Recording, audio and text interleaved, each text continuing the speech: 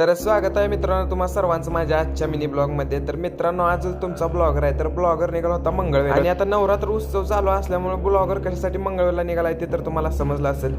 तर blogger direct पोहोचला बघा मंगळवेढ मध्ये आपल्या टीम सोबत आणि कसलाही उशीर न करता आपण आपली गाडी पार्किंग केली आणि डायरेक्ट पोहोचलो आपण म्हैसासूरच्या रांगेला, कारण आपल्याला ते जंगल बघायचं। जर आपण इथंच उशीर लावला तर रांग तर खूप लांब जाते, त्यामुळे आपण आधी म्हैसासूर जंगलला जाणार आहे। तर आपण डायरेक्ट लाईन मध्ये गेलो आणि बघा तुम्ही आपण इथं आपल्या येण्याच्या आधी कोण नव्हतं आणि आपण आल्यानंतर किती गर्दी झाली। आणि सचिन भाऊच्या पायाची हालत तर काय पाक बेगल होती उभारावून सोबत आमच्या पण पायाची कंडिशन पाक बेकार झाली होती। त्यामुळे काय केलं सचिन भाऊनी मोबाईलचं घेतला आणि रील स्कोर करायला चालू केली। रील बघत टाइमपास करत आपण पोहोचलो डायरेक्ट जंगलाच्या एंट्रीच्या दरवाजा आणि सचिन भाऊला फोटोची लय आवड आहे, त्यामुळे सचिन भाऊ फोटोला काही ढिलं पडत नव्हतं। सचिन भाऊनी फोटो काढले आणि आपण डायरेक्ट पोहोचलो आतमध्ये गेल्यानंतर बघा हे भूत कशी। तर मित्रांनो हे भूत नसून माणसंच आहेत बरं का, पण त्यांनी त्यांची वेशभूषा साकारलेली ते काय असं ना, पण मज्जा तर एक नंबर आली। आणि गर्दी बघा, आत पण गर्दी तेवढीच आणि बाहेर पण गर्दी तेवढीच। गर्दी किती बी असू द्यावं, तुमचा ब्लॉगर व्हिडिओ काढायला ढिलं पडत नाही, कारण पब्लिकला दावायचं असते आत काय झालं आणि काय नाही, म्हणून मी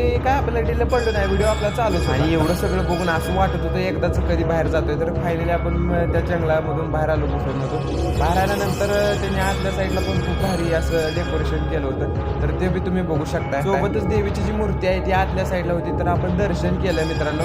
आणि आपला जो ब्लॉग आहे तर ब्लॉग तुम्हाला कसा वाटला आपला कमेंटमध्ये सांगा। मित्रांनो तुम्ही आपल्या चॅनलला सबस्क्राईब करत नाही आणि इंस्टाला फॉलो पण करत नाही, तर ते पण तेवढं करून जेणेकरून माझे सगळे व्हिडिओ तुम्ही बघू शका।